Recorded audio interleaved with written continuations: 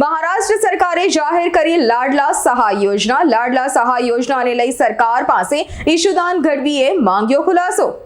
મારા નરેન્દ્રભાઈને કેવું છે કે તમે કહ્યું હતું કે બહેનોએ કંઈ તકલીફ હોય તો પોસ્ટકાર્ડ લખજો. હજારો બહેનો અત્યારે તમને કહી રહી છે કે અમને પણ મહારાષ્ટ્ર અને મધ્યપ્રદેશની જેમ મહિને 3000 રૂપિયા આપો. તો અમારી માંગણી છે કે બહેનોને મિનિમમ 1500થી 3000 રૂપિયા દર મહિને બહેનોને આપવામાં આવે અને યુવાનોને જે ધોરણ 12 પાસ છે એમને પણ 6000, ડિપ્લોમા પાસ 8000 અને જે ગ્રેજ્યુએશન છે એમને 10000 રૂપિયો ચૂકવવામાં આવે એ અમારી માંગણી છે આમ આદમી પાર્ટીની.